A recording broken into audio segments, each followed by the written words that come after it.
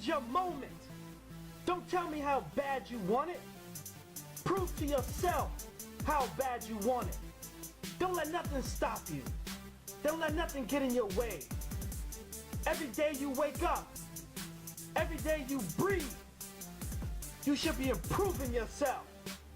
You should be taking steps to reach your destiny. Don't let nothing stop you. It's your moment. It's your time.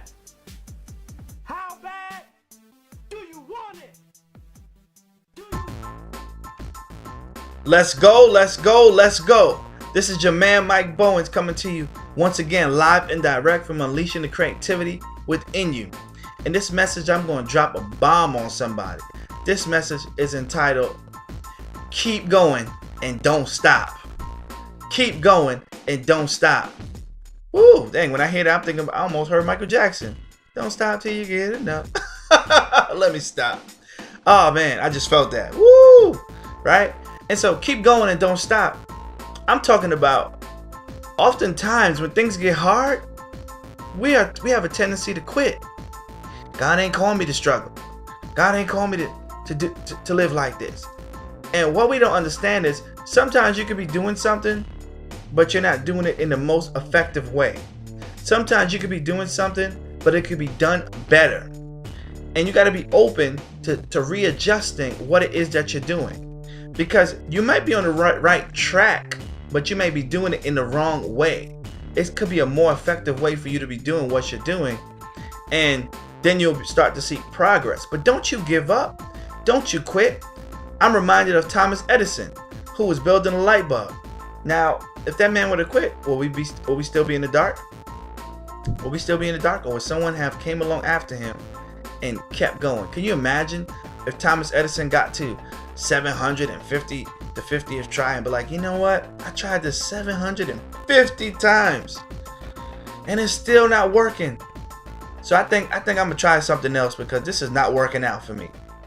No, what did that man say? Okay, now I know 750 ways of how not to do this, and let me keep trying.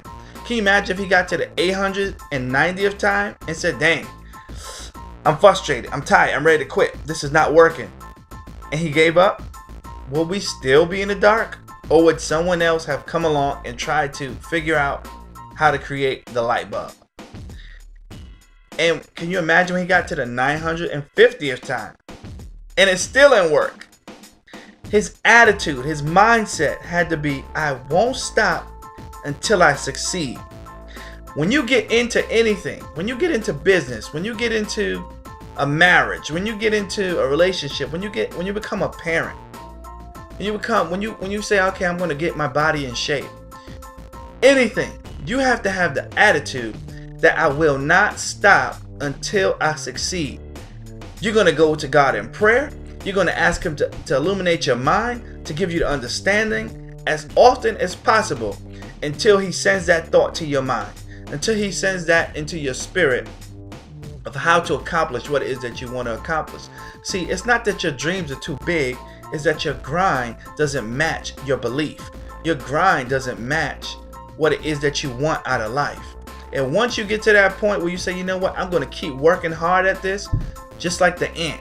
I'm going to see the ant. When you study the ant, and the Bible talks about the ant's wisdom, when you study the ant, that ant is not going to stop moving forward. That ant is not going to stop trying to get that big piece of bread. Though it's so small, they band together and they carry that piece of bread. You ever seen an ant carry a big piece of bread?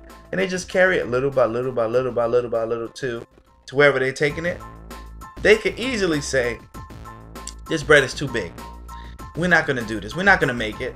But that ant has a mindset, if it even has a mind, it's wired to think a certain type of way that we're going to do this. We're not going to stop. This has got to happen and we're going to do it. Man, so many people, when I counsel them, when I talk to them, you know, they have a give up mentality. They have it's too hard. It's not working. Nah, I'm not going to do that. And then they want to go to the job and they want to complain about their boss who's giving them a job. They want to complain about their boss. Oh, they could pay me more. Well, I explain to them. Maybe you should get paid more and maybe you shouldn't, right? I'm gonna let you decide after I tell you these few facts. For one, when you're at a job, especially when you're at a lower position in the job that you're easily replaceable, why do you think you should get paid more? Because the amount that they're paying you, they could pay somebody else tomorrow. They can get rid of you and pay somebody else tomorrow. It's not like you're doing something in that company that nobody else can do. If you're in the company and you're valuable and you're an asset and you're doing something that nobody else can do, yeah, you should get paid more. Yes, you should, because you're not easily replaceable, right? And then two, my second point is, where were you when this person was creating, was thinking, was dreaming, was putting the money together, was putting the business plan together to start this company, right? And so we shouldn't be upset at the people that employ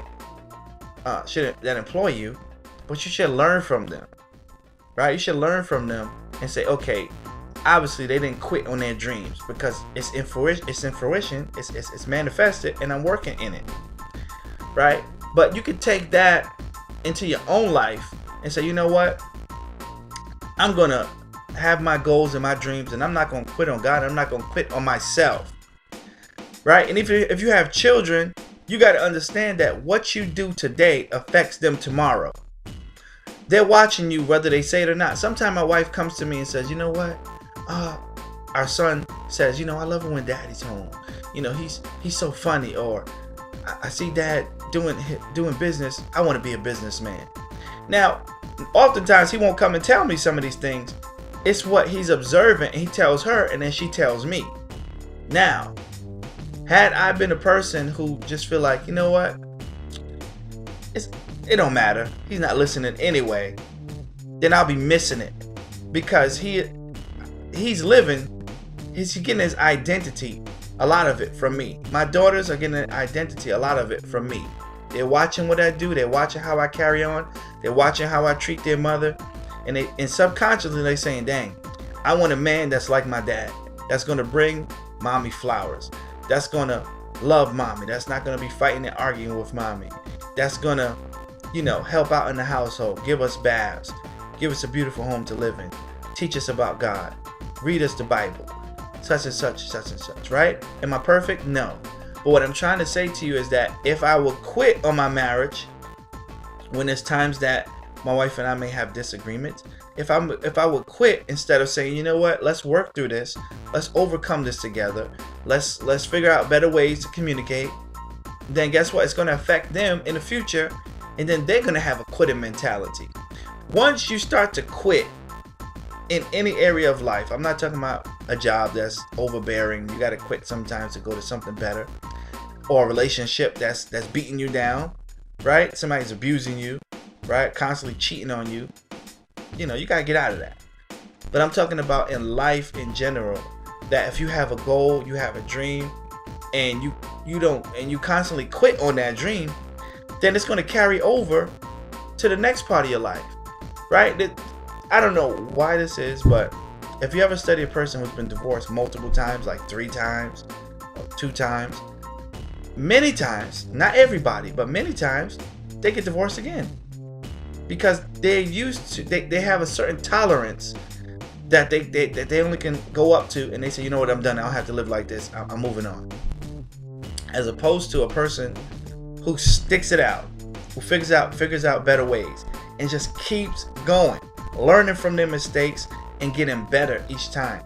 Same way in marriage, same way in relationship with friends, same way with family members, same way in business, right? And same way with your relationship with God. Just because you prayed several times and the answer has not manifested yet, does that mean you stop praying? Does that mean you stop trusting? No, you get back out there and you keep grinding, you keep praying, and you keep trusting God until that vision manifests. You know, not every time do things go the way you want them to go. But that don't mean that you stop. That don't mean you don't keep going. You gotta build up this resistance. You gotta have this resistance to failure. That when you fail, or it looks like you failing, or things look like they're getting hard, you say, yeah, I love it. I love it. It's like you psyching yourself out. I remember when I used to play basketball, and our coach used to have us run miles. So much so, in a gym, they call them suicides. But you're running back and forth, back and forth, back and forth in the gym. And they time you. And at first, I was like, dang, this is a strong word to use. But I hate it. But I would say despise running those sprints. Because I'm like, dang, what is this for? Going home and the skin on the bottom of your feet is bleeding. You have blisters on the bottom of your feet. You can't even walk. You know, but then I started to psych myself out. I said, you know what? If I really focus on this and give my 100% in this, when the season starts, when game time starts, I'm going to be in better shape than my opponent. I'm going to be in better shape than my competition. I'm going to be able to run circles around them. My defense is going to be better. My passing is going to be better. My scoring is going to be better. And when I took on that attitude and that mentality, and we went to workout time and practice time, I loved it. I psyched myself out to enjoy it. And guess what? When the season came, I dominated because I put myself in a position to win. But it started with me having a mindset, right? As a man thinketh in his heart, so is he. I put myself in that mindset, in that position to want to work hard, to want to keep going. No matter what the opposition was, no matter what the coach threw at us, I was going to work hard. I predetermined in my mind that I was going to grind. I predetermined in my mind that I was going to work hard. I predetermined in my mind that he wasn't going to break me and nothing was going to stop me, so that by the time the season comes, I will dominate. And that's the way you got to set it in your mind, in anything in life, that you're going to dominate, that you're not going to give up. You're not going to be a person who quits. You're going to continue to trust in God no matter how much it hurts, no matter what it looks like. You're going to keep pushing forward in your business.